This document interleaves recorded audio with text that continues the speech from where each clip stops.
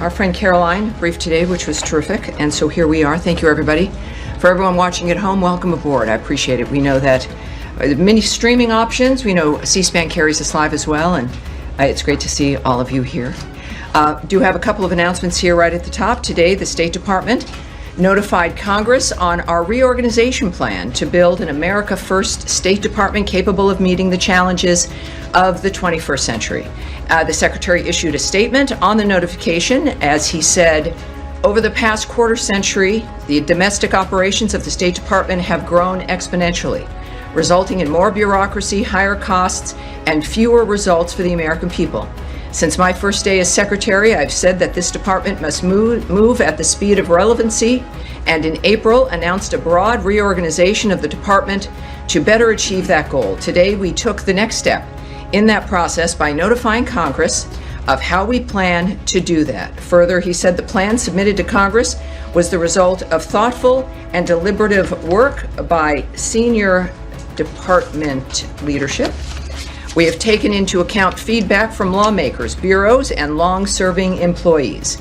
The reorganization plan will result in a more agile department, better equipped to promote America's interests and keep Americans safe across the world. In addition, over the last few days, Secretary Rubio has announced new visa policies that put America first.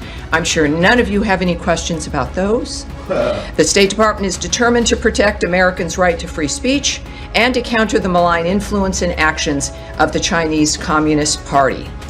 The bottom line, we are using and will continue to use every tool in our tool chest to make sure that we know who it is who wants to come into this country and if they should be allowed to come in. Every sovereign nation has a right to secure its borders and to make sure they know who is in their nation and if they are safe to be here. And finally, Secretary Rubio met with the North Macedonian Minister of Foreign Affairs today and his delegation. I had the pleasure of being at that meeting as well. The meeting underscored the strong relationship between the United States and North Macedonia and highlighted mutual interests in regional stability, economic cooperation, and NATO. They explored opportunities to expand the economic collaboration, which would include energy, trade, and investment. A fabulous delegation. It was a pleasure to meet them.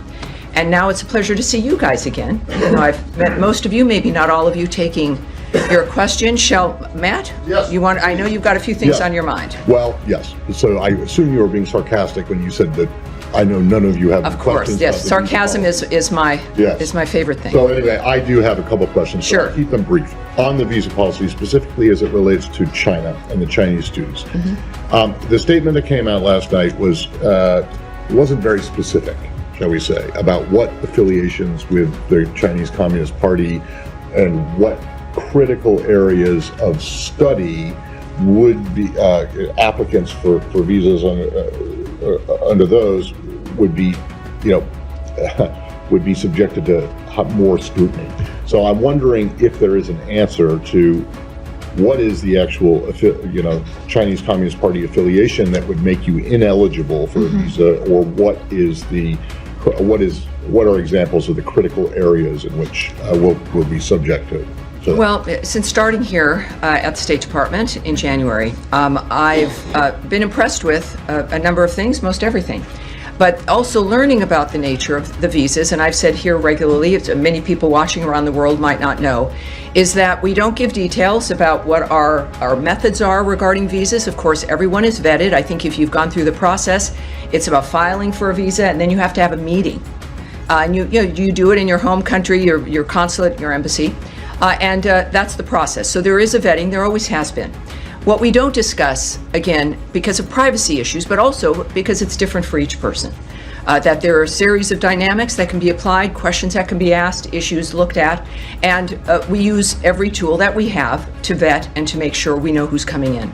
In this particular case, the United States is putting America first by beginning to revoke visas of Chinese students as warranted, including those with connections to the Chinese Communist Party, as you mentioned, Matt, or studying in critical fields, and enhancing scrutiny of visas for all Chinese nationals, including Hong Kong passport holders.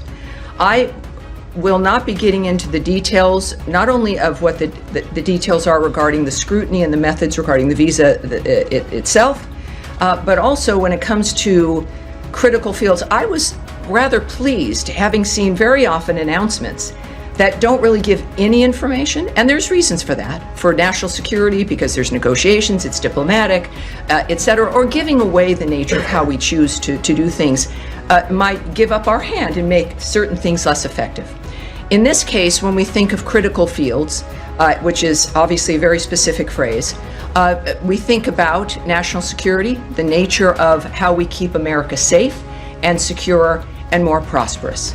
And it is important to have, I think, a broad base, because that could mean something different to many people. It could mean many things. And this is going to be up to the people making the decisions.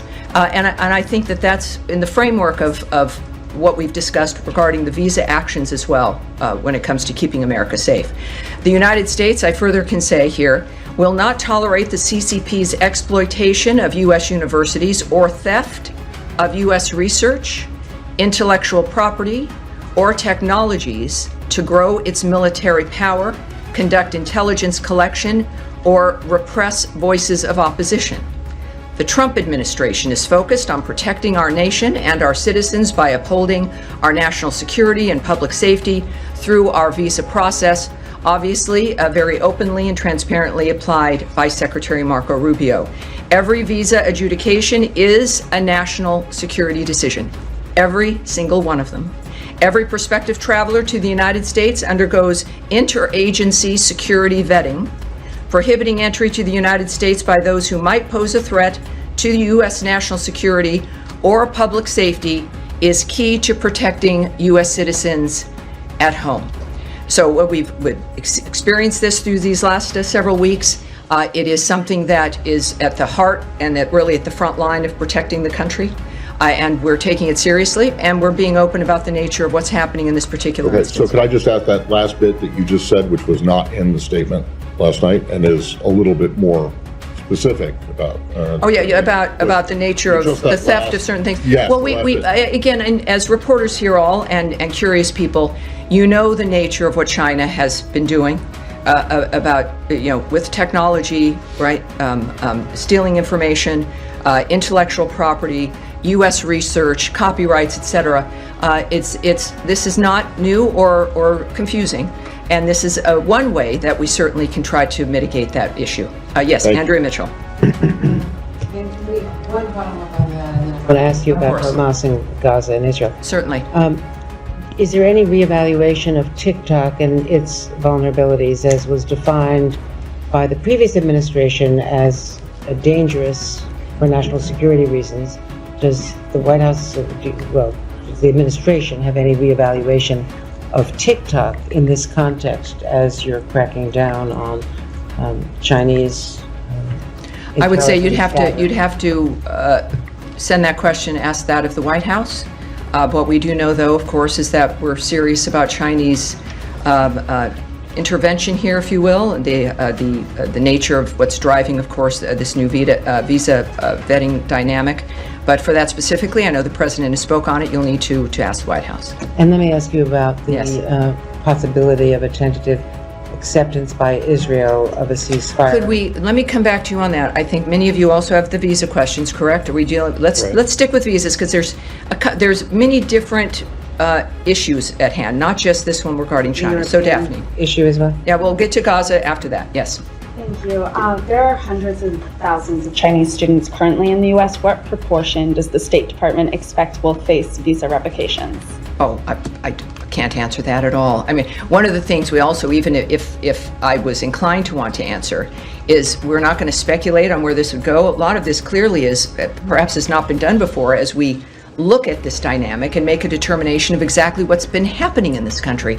A great deal of what President Trump has done and what Secretary Rubio is doing is beginning to look at certain things, whether it's foreign aid, the nature of visas, how people are getting here, what's happening at the universities, the things we've seen that we don't like that have emerged from them.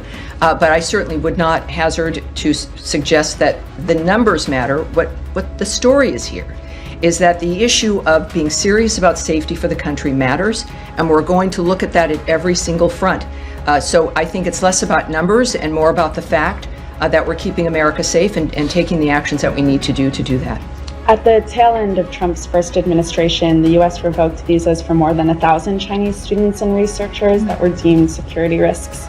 Should we expect the actions that Secretary Rubio announced yesterday to exceed those first-term measures? You love the numbers. She loves the numbers, Daphne from Reuters. How many originally did you say Chinese students were here? The hundreds of thousands. Hundreds of thousands. And so you've provided a number of about 1,000, which I'm not quite sure how that number even would have been a number that you could rely on, because Consular Affairs does not provide numbers. We don't discuss visas that are issued, visas that are removed, things that are revoked. Those are numbers that are not shared, are not provided, and I would suggest using caution if someone has given you a number like that.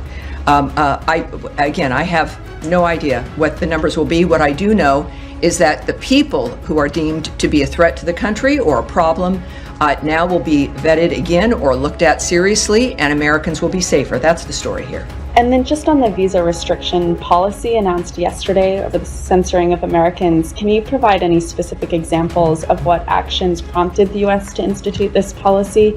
And when might we expect any visa restrictions to be implemented? In a case like this, you're looking at a policy that is a reflection of what the Trump administration and the American people care about, which is the idea of Americans being censored. We experienced this through COVID, the nature of our ability to be able to speak our minds. And while I won't give you, or can give you, or would give you specifics about how this particular restriction would be approached, which is not done in a blanket way, right? That there's individuals who are flagged or who are seen as being a participant in some aspect of the censorship of Americans.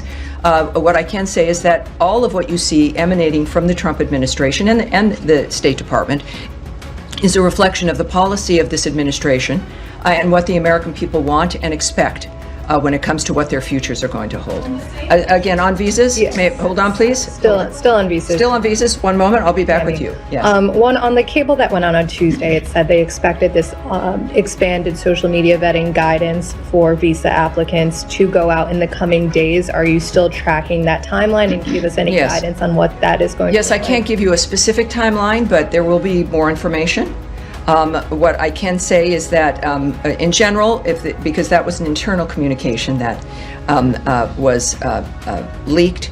At the same time, we have confirmed that the details are accurate. Also, the Trump administration is focused on protecting our nation and our citizens by upholding the highest standards of national security and public safety through the visa process specifically. Every adjudication, as I noted to you, is a national security decision, and a visa, as a reminder, is not a privilege. It's a privilege, it's not a right, it's not a birthright, it's not something that you're owed, no matter where you come from. Every prospective traveler to the United States undergoes interagency security vetting, and this is important with these conversations because it seems like only certain groups are facing vetting with visas.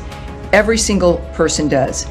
So I would say that, yes, you're going to get more information, and this is, as a result, not an interminable kind of end. There is an end point, and it should be rather quick as consulates and embassies make adjustments when it comes to how they handle Can we visas. expect the appointments to open back up immediately after that guidance goes out to posts? Well, one thing I can tell you, a few things I can say is people can still make their application, do their regular steps, but it's a two-step process, right? You apply, and then you have to get an appointment to meet with people, to talk with them. Unlike often with the passport or something, there's a very specific process. So right now, there might be some delay, and what I'm told to encourage people to do is to regularly check to see when those spaces open. So as opposed to, let me just say, I would not be recommending that if this was going to be weeks or months. So if you've applied for a visa and you want to, please do. Then if you're not getting an appointment, there's this online system, you continually recheck to see when those spots might open. I can't tell you immediately after some, indeterminate moment of an action, but I can tell you that it's something that would happen perhaps sooner than later.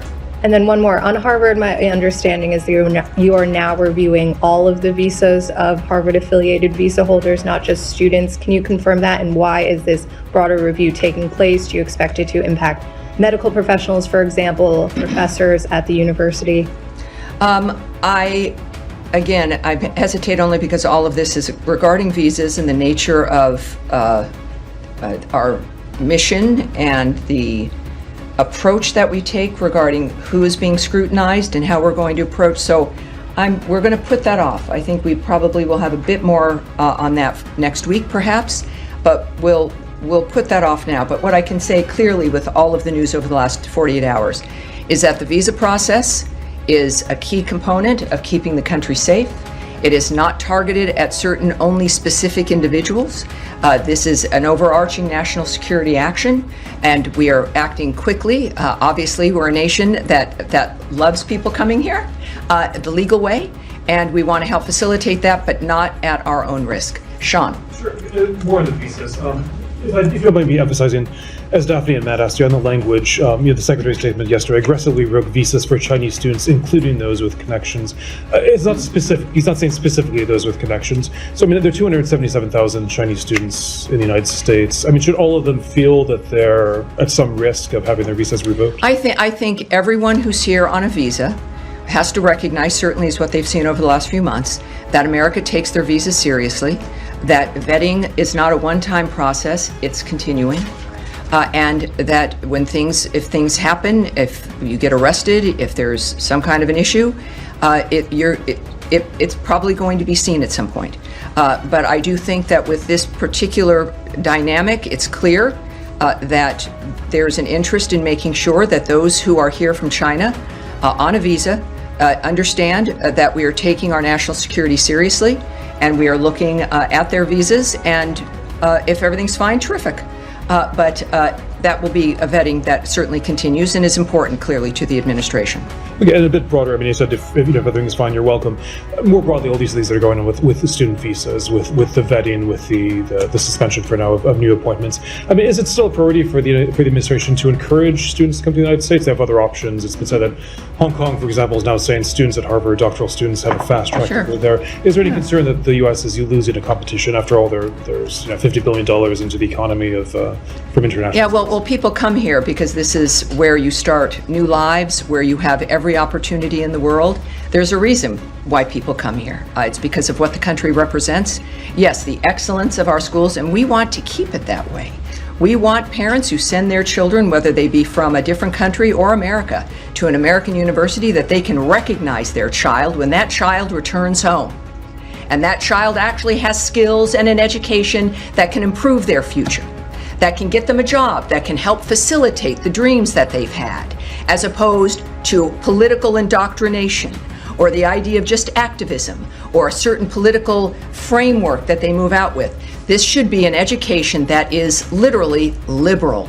The idea that you learn things that help facilitate your life no matter where you come from, who you are, if you're a Jew or a non-believer or an atheist or black or white or a woman. We've been through this in this country for the last 2 to 3 generations still. And our focus is making sure that everyone who does want to send their child to a school in this country can do so knowing that they're going to be safe. They're going to be able to get into a building and not held hostage in a library because it's been occupied, or that they're going to be able to actually learn things that you're paying that kind of money for. So yes, it not only should encourage more people, for those who are already here, it's certainly an important dynamic for believing and understanding that your child's going to be safe and that you're going to get something that you've paid for, more than a social activist who lives in your basement. Can I switch to the Middle East, or does anybody else have anything? Well, yeah, it's an unusual day for me, and time flies, doesn't it? I was going to ask. Well, so many people, too many people. Matt. So we've talked a great deal about the visas. And Gaza, all right. We had Gaza. Where is she? There she is in the blue jacket. You'll be second. We'll go to Andrea on Gaza, and then we'll go into the back. I was yes. going to ask you about the reported acceptance by Israel of a ceasefire for Gaza. What you can fill in about that? Does it include expanding food deliveries? Does it include the south as well as the north? And do you know whether Hamas has signed on to this?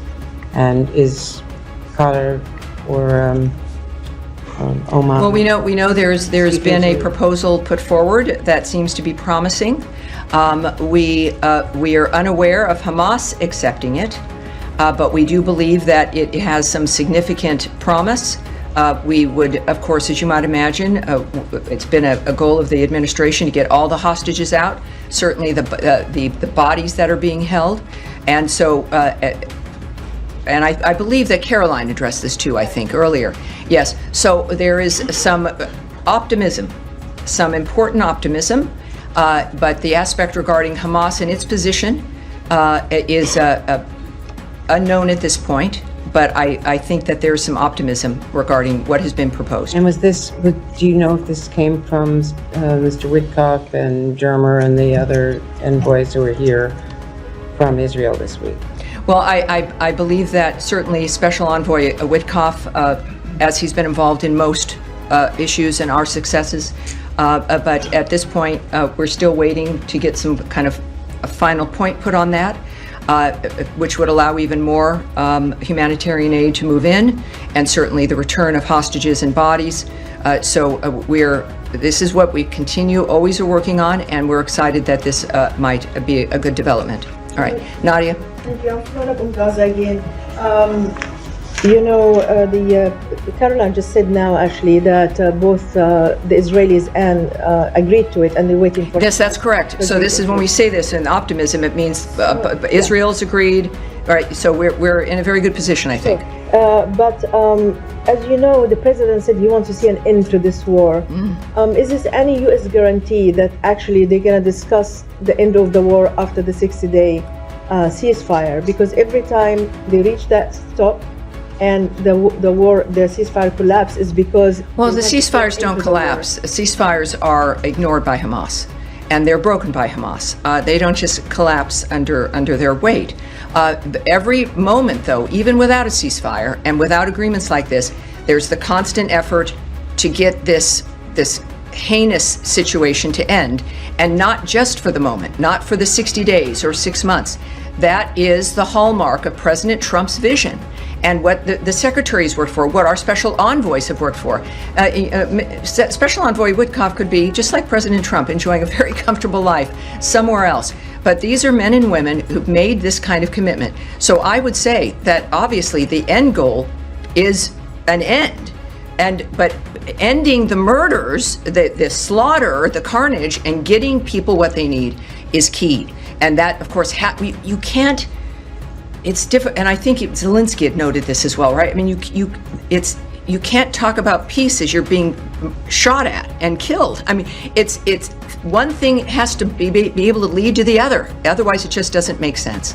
All right. Now, in the blue, I've skipped you off, and are you on this part? I want to go back to the visa. Visa. All right. Let's get one more question regarding Gaza and yes, in Middle East. Go ahead. Okay. Go ahead. Yes, you go ahead first. We won't go right back. We won't go to visas. We've spent a great deal of time on that. Go ahead. Me? Okay. Yeah, go ahead. I got a Gaza visa question rolled into one, so it's Jack. The Mahmoud Khalil case, the federal district judge ruling yesterday that while he found that Khalil gave insufficient responses to allegations that he omitted key information from his application, the judge also ruled that Secretary Rubio's determination that Khalil's activities would have an adverse impact on American foreign policy were unconstitutionally vague. Does the Secretary have a reaction to that, number one? And number two, does it change the position or the tactic going forward? So again, let's just take that back for next week. I mean, I do want to get a direct response for you for that, but I literally have to go in a few minutes. And normally I would stay for as long as I could, but there's something I can't avoid. Okay. Yes. All right, we'll go to Russia, Ukraine. Yes? All right. Obviously, the Secretary connected with his counterpart in Russia yesterday. In their call, did Mr. Lavrov give Secretary Rubio any indication of whether and when this peace memorandum that Russia promised would materialize? President Zelensky is saying nobody has seen it. And Secretary Rubio has said it's an important indicator of how serious Russia is about continuing negotiations. I'm wondering if you have an update. Yes, again, we've said multiple times that we're going to judge Russia based not on what they say, but on what they do. And right now what's happening is not good, right? You've heard that from the president. What I can tell you is Secretary of State Marco Rubio, in fact, did speak with Russian Foreign Minister Lavrov. Secretary Rubio welcomed, as we all did, the exchange of 1,000 for 1,000 prisoners, which happened over the weekend. That was arranged, I believe, while we were in Istanbul, Turkey. The secretary reiterated President Trump's calls for constructive, good faith dialogue with Ukraine as the only path forward ending the war. So that's what we're saying about the call itself, and we'll have to kind of leave that there. The question of the good faith dialogue. Sure. Does the Secretary believe that what the Russians have offered in terms of these direct talks with the Ukrainians in Istanbul, is that being offered in good faith? We understand it's the same delegation that was dispatched last time. Is this actually going to move the ball forward, or is it a rehash? Right. Well, that's kind of, I think, at the heart of the current diplomatic dialogues and negotiations. And I won't characterize the Secretary's point of view or his approach. I think what he reiterated after this call, I think, speaks for itself, that he reiterated President Trump's calls for constructive, good faith dialogue as the only way to end the war. So that was repeated in that call, and I think that speaks to the Secretary's position. All right, yes, sir, go ahead. Just a follow-up on that. Can this good faith dialogue continue alongside military offensive? You've got to repeat that first part. Can this good faith dialogue can this continue alongside military offensive? Well, obviously, we're going to find that out. Again, we're judging, and I think the president has judged Putin based on the nature of what was clearly extremely frustrating to him regarding the killing of civilians while talks are going on for a ceasefire. And it is that's a judgment that's going to come from the leaders of this country, the leaders, frankly, of the free world, of whether or not that's possible. And we're going to have to take that moment by moment in this case, I think. And are you guys involved into the second part of Istanbul talks? Are you part of it? I'm not going to go into that. I have nothing to preview for you on that. So yes, sir, go ahead. The president yesterday said that the deal with Iran could happen within the next couple of weeks. The Iranian foreign minister today on X said that media are speculating about an imminent agreement, but he's not sure we are there yet. Any reaction to what he said? Well, people are speculating because maybe somebody goes on radio and starts to speculate and starts to talk and starts to gossip. We don't do that. We've learned that discussing the details of something as sensitive as peace negotiations or a ceasefire does not help. It might be more interesting radio, but that's not how we're operating. It's not how serious agreements benefit. So I'm not going to comment on that. What I do know is that every report after our meetings is that it's that they've gone well and that progress has been made. Iran is at the table and progress has been made based on the lines of President Trump, what his lines are, that there will never be a nuclear weapon, that there will not be enrichment. And we make progress every single meeting. And that, unfortunately, in our very strange short day, that is going to be it today.